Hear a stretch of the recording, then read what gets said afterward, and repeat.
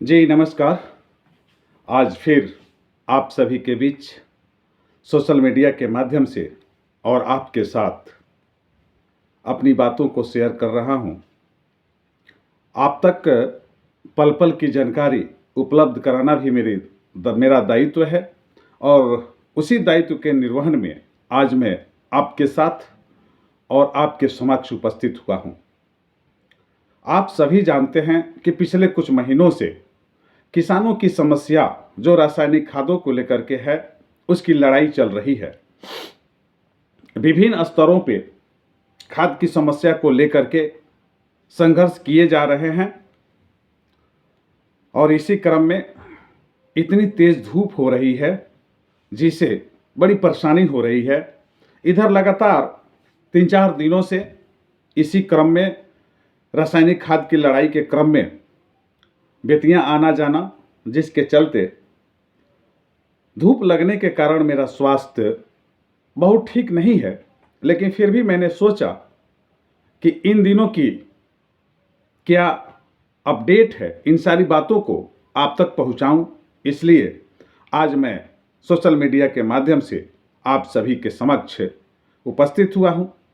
चूँकि आप सभी जानते हैं कि पूर्व निर्धारित कार्यक्रम के तहत आज 12/4/2023 को पश्चिम चंपारण में बेतिया में खाद की जो समस्या थी, किसानों को खाद सरकार द्वारा निर्धारित मूल्य पे नहीं मिलते हैं ये, और खुदरा खाद दुकानदारों को थोक विक्रेताओं के द्वारा उचित मूल्य पर खाद भी नहीं दिए जाते हैं और सरकार की प्रक्रिया के तहत जो उन्हें एफओआर की भुगतान होनी है वो भी नहीं होता है।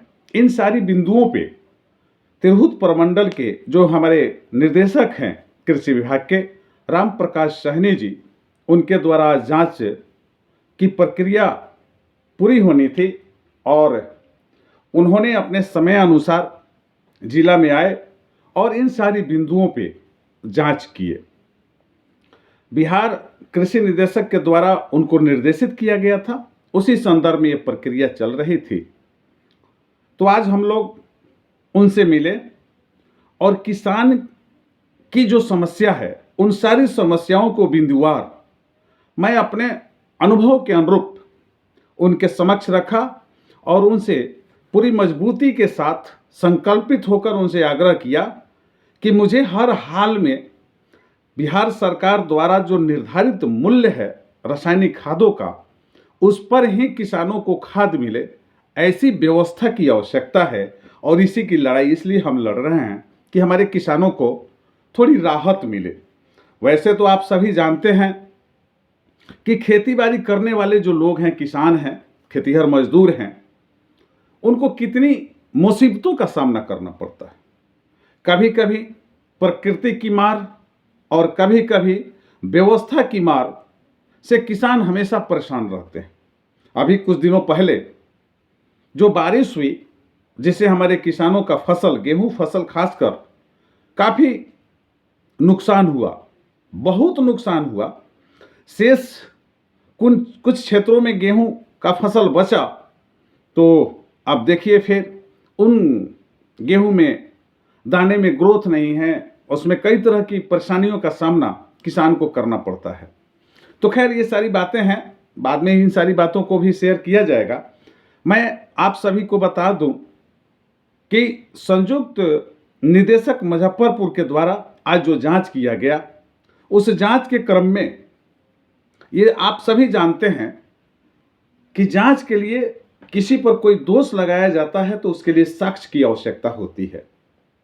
और हमारे कृषि निदेशक के द्वारा, मुजफ्फरपुर तिरहुत मंडल के कृषि निदेशक के द्वारा स्पष्ट रूप से ये कहा गया कि अध्यक्ष जी, मैं कई बार जांच के क्रम में जब जाता हूं तो किसान ही मुझे बताते हैं कि हमें 266 रुपया 50 पैसे में यूरिया मिल रहा है। मुझे बड़ा अजीब लगा कि पूरे चंपारण में खाद की जो कालाबाजारी होती है, महंगे दामों में जो हम किसान यूरिया खाद लेते हैं या डीईपी लेते हैं, फिर भी वो कौन किसान है जिन्होंने ऐसी बात कही। सरकार का निर्देश है, चिट्ठी है कि यूरिया के साथ हम किसी प्रकार का कीटनाशक और नैनो नहीं लेंगे, लेकिन वो भी हमें जबरदस्ती दिया जाता है। इस पर उनका स्पष्ट कहना था कि नहीं, किसान की मर्जी होगी तो लेंगे, उनकी मर्जी नहीं होगी तो नहीं लेंगे। इसके लिए कोई जबरदस्ती नहीं कर सकता। कोई दुकानदार अगर जबरदस्ती करता है तो कानूनी दंड का भागी बनेगा। इसलिए आप सभी किसान भाइयों से मेरा निवेदन है कि ये जो लड़ाई लड़ी जा रही है, इसमें एक एक किसान जब तक सहयोग नहीं करेंगे, ये लड़ाई अपने मंजिल तक कैसे पहुंचेगी। विचार आप सभी को करना है। ये लड़ाई चूंकि केवल अकेला मेरा नहीं है, ये आप सबकी लड़ाई है। और हमने पश्चिम चंपारण में किसान भाइयों की समस्याओं को उठाने का काम किया। चूंकि हमें जनता दल राजनीतिक पार्टी के द्वारा ये जिम्मेवारी सौंपी गई है कि किसान प्रकोष्ठ एवं सहकारिता प्रकोष्ठ पश्चिम चंपारण बेतिया की जवाबदेही जिला अध्यक्ष बनाकर मुझे दी गई है।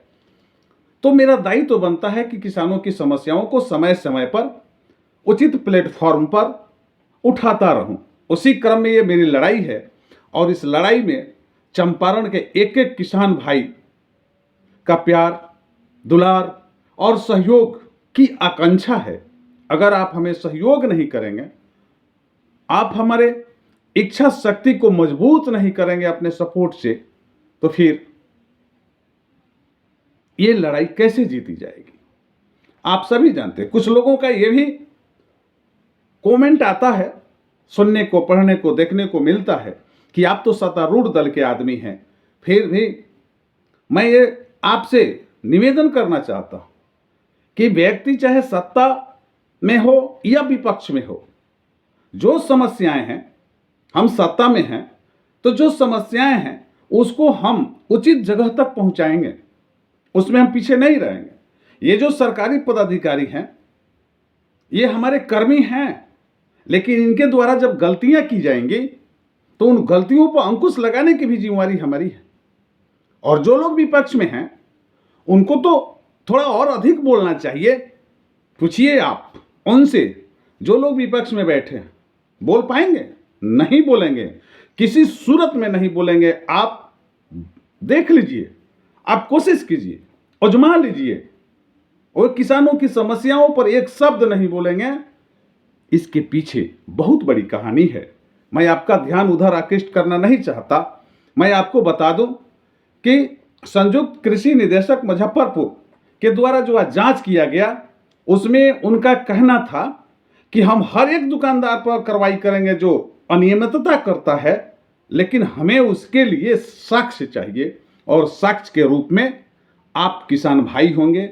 चूंकि आपको जब उचित मूल्य पर खाद नहीं मिले तो उसको आपको कहना होगा कि नहीं, ये दुकानदार मुझे खाद, यूरिया हो या डीएपी, उचित मूल्य पे नहीं दिया। ठीक उसी तरह दुकानदार भाइयों से भी मेरा आग्रह है कि आप बार बार हमें फोन करके ऐसे मिल करके भी बोलते हैं कि भैया हम लोगों की समस्या है, हम लोगों को यूरिया 325 से 30 रुपया बोरा मिलता है, हम लोग 266-50 में कैसे बेच पाएंगे।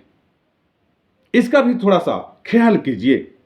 तो मैंने इन बिंदुओं पर, इन बातों पर भावनात्मक विचार किया कि भाई किसान की समस्या की लड़ाई तो हम लड़ ही रहे हैं, अगर इनकी भी, खुदरा खाद्य दुकानदारों की भी समस्या है तो इनकी भी लड़ाई लड़नी चाहिए, क्योंकि इनके साथ भी अन्याय हो रहा है। तो थोक विक्रेताओं के द्वारा खुदरा खाद्य के दुकानदारों को उचित मूल्य पर खाद नहीं दिया जाता है, इसकी शिकायत खुदरा दुकानदारों ने किया।